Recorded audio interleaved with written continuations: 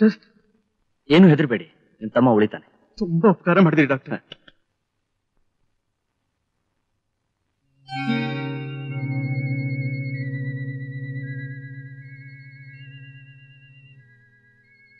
Doctor Rosario, what's the time now? ಕ್ಷಮಿಸ್ಬಿಡಿ doctor, ತುಂಬಾ ಹೊತ್ತಾಗೋಯ್ತು. ಹೊತ್ತು ಯಾವತ್ತು ಯಾರಿಗೂ ಕಾಯೋದಿಲ್ಲ ಡಾಕ್ಟರ್ ರೊಸೇರಿಯೋ. ನಾವು ಹೊತ್ತಿನ ಜೊತೆ ನಡಿಬೇಕು. ಅದಕ್ಕೆ ಡಾಕ್ಟರ್ಸ್ ಯಾವಾಗ್ಲೂ ಪಂಕ್ಚುಯಲ್ ಆಗಿರ್ಬೇಕು ಅಂತ ಹೇಳೋದು. ಸಿಸ್ಟರ್. S doctor. ಶ್ರೀನಾಥ್ ಬರ ಹೇಳಿ, ಕಮ್ ವಿತ್ ಮೀ.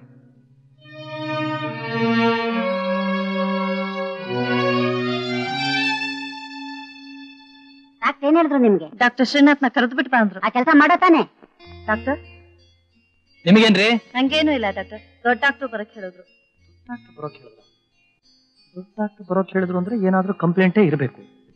ನನ್ನ ಮೇಲೆ ಏನೋ ಕಂಪ್ಲೇಂಟ್ ಇಲ್ವಲ್ಲ? ನಿಮ್ಮ ಮೇಲೆ ಏನಾದ್ರು ಕಂಪ್ಲೇಂಟ್ ಏನ್ರಿ? ಇಲ್ಲ ಡಾಕ್ಟರ್. ಏನಾದ್ರು ಆಪರೇಷನ್ ಕೇಸ್? ಒಂಥರ ಆಪರೇಷನ್ ಕೇಸೆ ಡಾಕ್ಟರ್ ರೊಸಾರಿಯೋದು. ಗೊತ್ತಾಯ್ತಾ ಡಾಕ್ಟರ್ ರೊಸೇರಿಯೋ? ಡಾಕ್ಟರ್ ಜೀವನ ತಮ್ಗೋಸ್ಕರನೇ ಇಲ್ಲ, ಎಷ್ಟೋ ಜನಗಳಿಗೋಸ್ಕರ. ಅದನ್ನ ತಿಳ್ಕೊಳ್ಳಿ. ತಿಳ್ಕೊಂಡ್ರಾ? ನಮ್ ಡಾಕ್ಟರ್ ವಿಷಯ ನಿಮಗೆ ಚೆನ್ನಾಗಿ ಗೊತ್ತು. ಇವತ್ ನೀವು ಮಾಡ್ಬೇಕಾದ ಆಪರೇಷನ್ ಅವ್ರು ಮಾಡಿ ನಿಮ್ಮನ್ನೇ ಆಪರೇಟ್ ಮಾಡ್ಬಿಟ್ರು.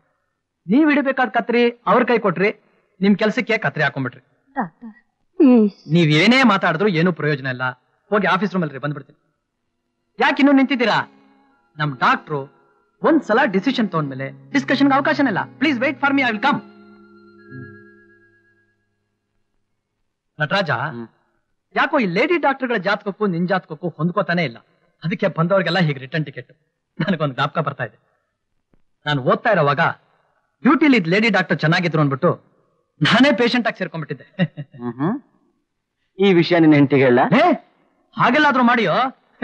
ತಮಾಷೆಗೆ ಹೇಳಿದ್ರೆ ಅದು ನಿಜ ಅನ್ಕೊಂಡ್ಬಿಟ್ಟಿಯಲ್ಲ. ಎಷ್ಟೋ ಸಲ ನೀನು ಹಾಗೆ ಮಾಡ್ರಿ. ನೋಡ್ ನಟರಾಜ, ನರ್ಸಿಂಗ್ ಹೋಮ್ ತುಂಬಾ ಚೆನ್ನಾಗಿ ಕಟ್ಸಿದ್ಯಾ, ಚೆನ್ನಾಗಿ ಇಂಪ್ರೂವ್ ಆಗ್ತಾ ಇದೆ. ನಿನ್ಗೂ ಒಳ್ಳೆ ಹೆಸರಿದೆ. ಬೇಕಾದಷ್ಟು ಮೆಟರ್ನಿಟಿ ಕೇಸ್ಗಳು ಬರ್ತಾ ಇದೆ. ಮುಖ್ಯವಾಗಿ ನಮಗ್ ಒಳ್ಳೆ ಲೇಡಿ ಡಾಕ್ಟರ್ ಬೇಕು. ಅದಕ್ಕೇನ್ ಮಾಡೋದು? ಅದಕ್ಕೊಂದು ಯೋಚನೆ ಮಾಡಿದ್ದೀನಿ. 1-2 ದಿವಸ ನಿನ್ ನರ್ಸಿಂಗ್ ಹೋಮ್ ಕಡೆ ನೋಡ್ಕೋ, ನಾನ್ ಮಂಗಳೂರಿಗೆ ಹೋಗಿ ಬರ್ತೀನಿ. ಇದೇನೋ ಇದು ಸಡನ್ ಡಿಸಿಷನ್? ಅದೇನ್ ಹೇಳೋ? ಅದಕ್ಕೆ ನಿಮ್ ಚಿಕ್ಕಮ್ಮನ ಸಂಕಾಲ ಮಾಡಿದ್ಯಾ? ಅರ್ಜೆಂಟ್ ಆಗಿ ಬರ್ತಾ ಇದ್ದೀನಿ, ಅರ್ಜೆಂಟ್ ಆಗಿ ಒಬ್ಬ ಲೇಡಿ ಡಾಕ್ಟರ್ನ ಹುಡುಕಿಟ್ಟಿರು ಅಂತ. ಹೌದಪ್ಪ, ನಮ್ ಚಿಕ್ಕಮ್ಮ ಮ್ಯಾಂಗ್ಳೂರ್ ಗೌರ್ಮೆಂಟ್ ಹಾಸ್ಪಿಟಲ್ ದೊಡ್ಡ ಡಾಕ್ಟರ್ ಅಲ್ವಾ? ಡಾಕ್ಟರ್ ಕಮಲಮ್ಮನವ್ರು ಅಂದ್ರೆ ಎಷ್ಟು ದೊಡ್ಡ ಹೆಸರು, ಏನ್ ಕತೆ. ಅವ್ರ ಕೈಗಳಿಗೆ ಬೇಕಾದಷ್ಟು ದೊಡ್ಡ ಲೇಡಿ ಡಾಕ್ಟರ್ಗಳು ಇರ್ತಾರೆ. ಅವ್ರು ಯಾರಾದ್ರೂ ಒಬ್ಬನ್ ಕಳ್ಸ್ಕೊಡ್ತಾರೆ. ಅದಕ್ಕೆ ಈಗಲೇ ಹೊರಟಿರೋದು. ಬುದ್ಧಿ ಪೆಟ್ಟಿಗೆ ತಂದ್ಬಿಟ್ಟು. ಏನೋ ಒಂದು ಚಿಕ್ಕ ಪೆಟ್ಟಿಗೆ ಹೊತ್ಕೊಂಡು ಇಬ್ರು ಬೇಕೇನ? ಇವಳು ನನ್ನ ಅರ್ಧಂಗೆ ಎಲ್ಲ ಬುದ್ಧಿ. ನೀವೇನೇ ಕೆಲಸ ಹೇಳಿ ನಾವಿಬ್ರು ಅರ್ಧ ಹಂಚ್ಕೊತೀವಿ. ಅಂದ್ರೆ ಪೆಟ್ಟಿಗೆ ಅರ್ಧ ಹಂಚ್ಕೊತೀವಿ, ತಿಳ್ಕೊಬೇಡಿ. ಬುದ್ಧಿ ಪೆಟ್ಟಿಗೆ ಮಾಡ್ಬಿಡುವ ಕಾರ್ನಿಗೆ. ಅದು ಮಾಡು. ಅಪ್ಪ, ನಾನು ನಾಳೆ ಸಾಯಂಕಾಲ ಬಂದ್ಬಿಡ್ತೀನಿ. ಏ ನಟರಾಜ, ಕಮಲ ನಾನು ಕೇಳಿದೆ ಅಂತ ಹೇಳೋ.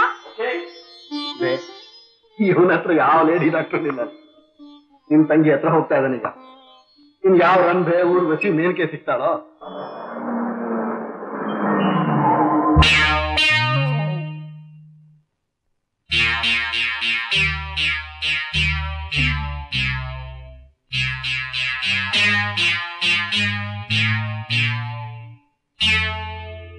ಸಾರಿ, ಅಡ್ಡ ಬಂದ್ಬಿಟ್ಟೆ.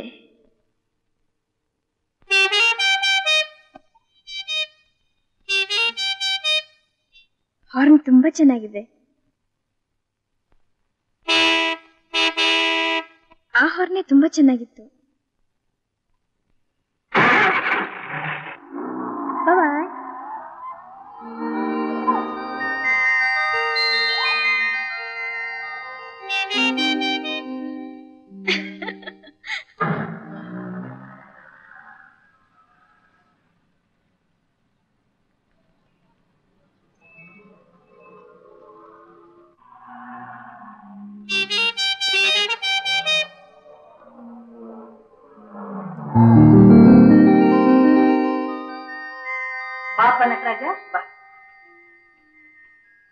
ಏನ್ ಚಿಕ್ಕಮ್ಮ, ಡ್ರಿಂಕಾರ್ ಮಾಡಿ ಹೇಳಿದ್ರೆ ನಾನು ಬರ್ತೀನಿ ಅಂತ ಅಷ್ಟಲಾಗೆ ಹೊರಟ್ಬಿಟ್ಟಿದ್ದೀರಲ್ಲ.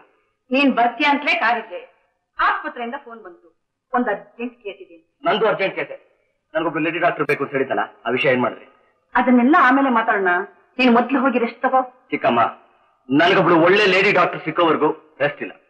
ರೆಸ್ಟ್ ಇಲ್ದೇನೆ ನೀವಿಷ್ಟು ಬಡವಾಗಿರೋದು. ಮೇರಿ, ನಾನು ಬಡವಾಗಿದ್ದೀನಿ, ಒಳ್ಳೆ ಗೂಳಿ ಆದಾಗ ಆಗ್ಬಿಟ್ಟಿದ್ದೀನಿ. ಅದಕ್ಕೆ ಯಾವ ಲೇಡಿ ಡಾಕ್ಟರ್ ನಿನ್ನ ಹತ್ರ ಇರೋಲ್ಲ. ನಾನು ಏನ್ ಮಾಡ್ಲಿ ಚಿಕ್ಕಮ್ಮ? ಡಾಕ್ಟರ್ ರೊಸೇರಿಯೋ ವಿಷಯ ನಿನಗೆ ಗೊತ್ತು, ಫೋನಲ್ಲಿ ಹೇಳಿದ್ರಿ. ಡಾಕ್ಟರ್ ಮಧುರಮ್ಮ ನಿನಗಿಂತ ವಯಸ್ಸಿನಲ್ಲಿ ಸ್ವಲ್ಪ ದೊಡ್ಡವಳು, ಇನ್ನೂ ಮದ್ವೆ ಆಗಿರ್ಲಿಲ್ಲ. ನೀನು ಮನ್ಮಥನ ಹಾಗಿದ್ದೀಯ. ಅವಳು ರೋಗಿಗಳನ್ನ ಗಮನಿಸೋದ್ ಬಿಟ್ಟು ನಿನ್ ಮೇಲೆ ಕಣ್ಣು ಹಾಕಿದ್ಲು. ನೀನ್ ಅವಳಿಗೆ ಏನು ಒಂದ್ ಕೆಲ್ಸ ಮಾಡ್ ನಟರಾಜ, ಒಬ್ಬ ವಯಸ್ಸಾದ ಲೇಡಿ ಡಾಕ್ಟರ್ನೇ ತಗೊಂಡ್ಬಿಡು. ಹಾ ಮೇರಿ, ಅದು ಕಷ್ಟನೇ. ಅವಳಿವನ್ನ ಅಳಿಯನ್ನಾಗಿ ಮಾಡ್ಕೊಳಕ್ ನೋಡಿದ್ರೆ ಇರ್ಲಿ ನಾನ್ ನೋಡಿದ್ರೆ ನಿಮ್ಮಿಬ್ರಿಗೂ ತಮಾಷೆ. ಚಿಕ್ಕಮ್ಮ, ನನ್ ಅರ್ಜೆಂಟ್ ಆಗಿ ಒಬ್ಬ ಲೇಡಿ ಡಾಕ್ಟರ್ ಬೇಕು. ಸದ್ಯ ಅರ್ಜೆಂಟ್ ಆಗಿ ಹೆಂಡತಿ ಬೇಕು ಅಂತ ಕೇಳಿಲ್ವಲ್ಲ. ಚಿಕ್ಕಮ್ಮ, ನನಗೆ ಹೆಂಡತಿ ಮುಖ್ಯ ಅಲ್ಲ, ಲೇಡಿ ಅಸಿಸ್ಟೆಂಟ್ ಮುಖ್ಯ. ಆಗ್ಲಿ, ಏರ್ಪಾಡು ಮಾಡೋಣ. ನೀನ್ ಹೋಗಿ ಮೊದ್ಲು ರೆಸ್ಟ್ ತಗೋ. ಮೇರಿ, ಅರೆ ಚಿಕ್ಕಮ್ಮ ಚಿಕ್ಕಮ್ಮ,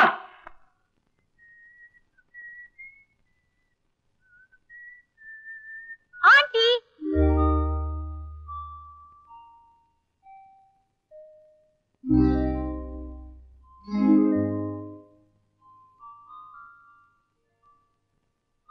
ಬನ್ನಿ ಬನ್ನಿ. ಯಾಕೆ ಅನುಮಾನ ಪಡ್ತೀರಾ? ಇದು ಡಾಕ್ಟರ್ ಕಮಲಮ್ಮನವ್ರ ಮನೇನೆ. ಅವ್ರು ನೋಡ್ಬೇಕು ಅಂತ ನಾನು ಊರಿಂದ ಬಂದಿರೋದು. ಈಗಲೇ ಬಂದ್ಬಿಡ್ತೀನಿ. ಯಾರಾದ್ರೂ ಬಂದ್ರೆ ಕೂತ್ಕೊಳ್ಳೋಕೆ ಹೇಳೋದು ಫೋನ್ ಮಾಡಿದ್ರು. ಹೆದರ್ಕೋಬಿಡಿ, ಬನ್ನಿ. ಕೂತ್ಕೊಳ್ಳಿ. ಥ್ಯಾಂಕ್ಸ್. ನೀವು ಕೂತ್ಕೊಂಡಿದ್ದಕ್ಕೆ ನಾನು ಥ್ಯಾಂಕ್ಸ್ ಹೇಳ್ಬಿಡ್ತೀನಿ.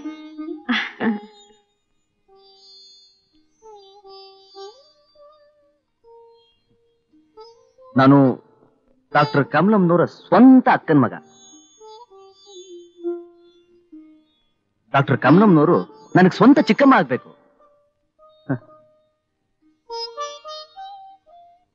ಅರ್ಥ ಆಗ್ಲಿಲ್ವಾ? ಕಮಲಮ್ಮನವರು ನಮ್ಮ ತಾಯಿನೂ ಅಕ್ಕ ತಂಗಿರಾಗ್ಬೇಕು. ಇನ್ನೂ ಅರ್ಥ ಆಗ್ಲಿಲ್ವಾ? ನಮ್ಮ ತಾಯಿಗೆ ಇವ್ರ ತಂಗಿ ಆಗ್ಬೇಕು, ಇವ್ರು ನಮ್ಮ ತಾಯಿ ಅಕ್ಕ ಆಗ್ಬೇಕು. ನಿಮ್ ಹೆಸರು?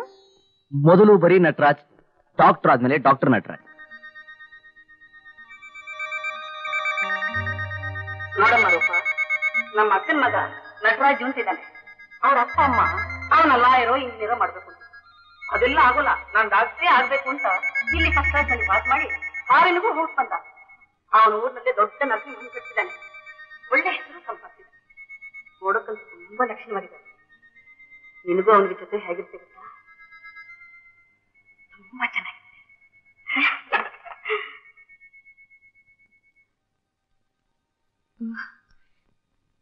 ನೀವೇನವರು? ಹೌದು, ನಾನು. ಆಂಟಿ ನಿಮ್ ವಿಷಯನ ನನ್ನ ಹತ್ರ ತುಂಬಾ ಹೇಳಿದ್ದಾರೆ. ಹಾಗ ನಿಮ್ ವಿಷಯ ಸ್ವಲ್ಪನಾದ್ರೂ ನಮ್ ಚಿಕ್ಕಮ್ಮ ನನ್ನ ಹತ್ರ ಹೇಳಿಲ್ವಲ್ಲ. ನೀವ್ ಯಾರು ಅಂತ ನಾನು ಕೇಳ್ಬೋದಾ? ನಾನು ಒಬ್ಬ ಡಾಕ್ಟ್ರು. ಆ ಸ್ಟೆಥೋಸ್ಕೋಪು, ಡಾಕ್ಟರ್ ಕೋಟು ಇದನ್ನೆಲ್ಲ ನೋಡಿದ್ರೆ ಒಬ್ರು ಡಾಕ್ಟರ್ ಅನ್ನೋದು ಗೊತ್ತಾಗುತ್ತೆ. ಡಾಕ್ಟರ್ ಹೆಸರು ಅನ್ನೋದು ಒಂದು ಇರ್ಬೇಕಲ್ಲ. ರೂಪ. ಸುಂದರವಾಗಿದೆ. ಹೆಸರು? ಅದೇ ನನ್ನ ಹೆಸರು. ಅದು ಸುಂದರವಾಗಿದೆ.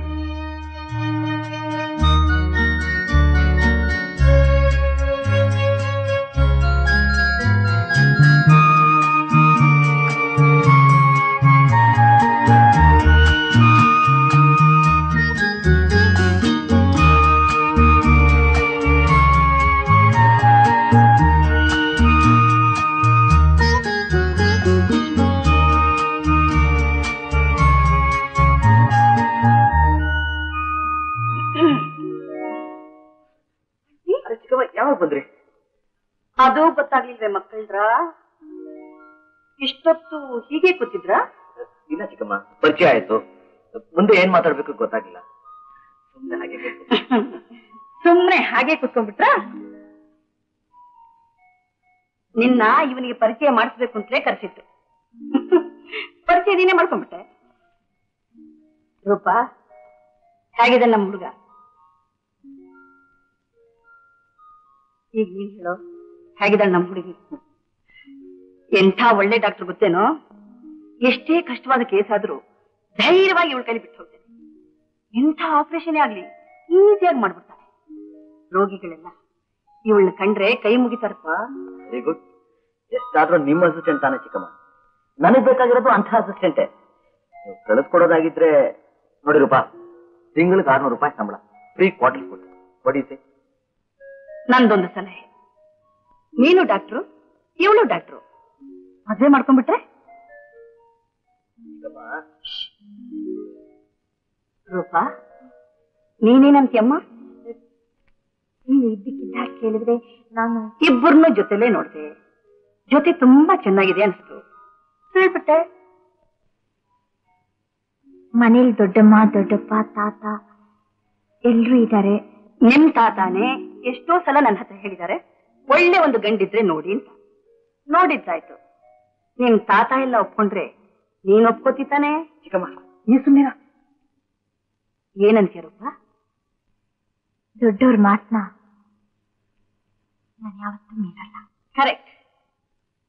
ನೀನೇನೋ ಚಿಕ್ಕಮ್ಮ, ಸದ್ಯಕ್ಕೆ ನನಗೆ ಹೆಂಡತಿ ಅವಶ್ಯಕತೆ ಇಲ್ಲ, ಲೇಡಿ ಅಸಿಸ್ಟೆಂಟ್ ಮುಖ್ಯ.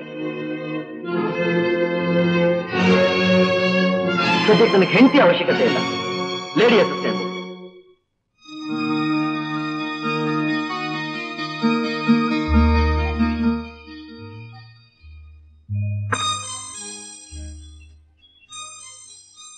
ನಿಮ್ಮನ್ನ ನನ್ನ ಕಾರ್ನಲ್ಲೇ ಡ್ರಾಪ್ ಮಾಡಬೇಕು ಅಂತ ನಮ್ ಚಿಕ್ಕಮ್ಮ, ಅಂದ್ರೆ ನಿಮ್ ಚೀಫ್ ಅವ್ರ ಆರ್ಡರ್ ಆಗಿದೆ. ದಯವಿಟ್ಟು ಕೂತ್ಕೊಳ್ಳೋ ಕೃಪೆ ಮಾಡ್ತೀರಾ?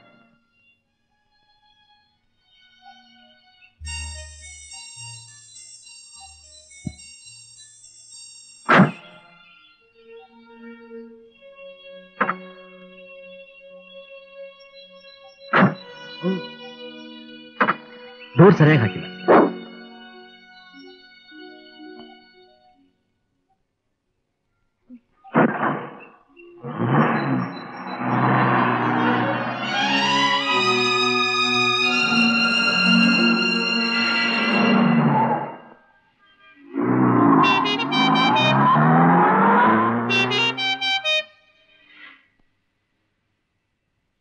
ಒಂದ್ ಮಾತು ಕೇಳ, ನೀವೇನು ತಿಳ್ಕೊಳ್ದೆ ಹೋದ್ರೆ ಕೇಳಿ, ಪರವಾಗಿಲ್ಲ. ನಮ್ ಚಿಕ್ಕಮ್ಮ ಎಲ್ಲಾ ಕೇಸ್ಗಳನ್ನು ನಿಮ್ ಕೈಲಿ ಬಿಟ್ಟು ಪ್ರಯೋಗ ನಡೆಸೋದು ನನ್ಗಟ್ ಸರಿಯಾಗಿ ಕಾಣಿಸೋದಿಲ್ಲ. ಪ್ರಯೋಗ ಏನ್ ಬಂತು? ಅವ್ರ ಕೇಸ್ನೆಲ್ಲ ನಾನೇ ಹ್ಯಾಂಡಲ್ ಮಾಡೋದು. ರಿಸಲ್ಟ್ ಹೇಗೆ? ಯಾವ ರೋಗಿ ಪ್ರಾಣನೂ ಹೋಗಿಲ್ಲ ತಾನೆ? ಅವ್ರ ರೋಗ ವಾಸಿಯಾಗಿದೆ. ನಾವಿಬ್ರು ಇನ್ನೂ ಸಸ್ಪೆಂಡ್ ಆಗದೆ ಇದ್ದೀವಿ. ಇರಬಹುದು, ಆದ್ರೂ ನಾನಾಗಿದ್ರೆ ನಿಮ್ಮಂತ ಎಳೆ ಡಾಕ್ಟರ್ ಕೈಲಿ ಇಂಥ ಜವಾಬ್ದಾರಿ ಕೆಲಸ ಮಾಡಿಸ್ತಿರ್ಲಿಲ್ಲ. ನಿಮ್ ಚಿಕ್ಕಮ್ಮನ್ಗಿರೋಷ್ಟು ಪ್ರಪಂಚ ಜ್ಞಾನ ನಿಮ್ಗಿರೋ ಹಾಗೆ ಕಾಣಿಸ್ತಿಲ್ಲ. ವಯಸ್ಸು ಮುಖ ನೋಡಿ ಒಬ್ರ ಯೋಗ್ಯತೆ ಅಳಿಯೋದು ನನಗೆ ಹಿಡಿಸೋಲ್ಲ. ನಮ್ಮಿಬ್ರು ಮದ್ವೆ ವಿಷಯದಲ್ಲಿ ನಿಮ್ಮ ಅಭಿಪ್ರಾಯ ಏನು ಅಂತ ಕೇಳ್ಬೋದಾ? ಮದ್ವೆ ವಿಷಯದಲ್ಲಿ ನಿಮ್ಗಿರೋಷ್ಟು ಅಗತ್ಯ ನನಗಿಲ್ಲ. ನನಗೂ ಇಲ್ಲ. ಆದ್ರೆ ಮದುವೆ ಆಗಿಲ್ದಿರೋ ಹುಡುಗಿನ ಅಸಿಸ್ಟೆಂಟ್ ಆಗಿ ಕರ್ಕೊಂಡು ಹೋದ್ರೆ ನಮ್ ತಂದೆ ತಾಯಿ ಒಪ್ಪೋದಿಲ್ಲ. ಅದಕ್ಕೆ ಮದುವೆ ಮಾಡ್ಕೊಂಡು ಅಸಿಸ್ಟೆಂಟ್ ಆಗಿ ಕರ್ಕೊಂಡು ಹೋದ್ರೆ ನನಗ್ ಸರಿ ಅಂತ ಕಾಣಿಸುತ್ತೆ. ನಿಮಗೆ? ನಿಮಗೆ ಹೆಂಡತಿಯಾಗಿ ಬರೋದಕ್ಕಿಂತಲೂ ನಿಮ್ಮ ಅಸಿಸ್ಟೆಂಟ್ ಆಗಿ ಬರೋದೇ ವಾಸಿ ಅನ್ಸುತ್ತೆ.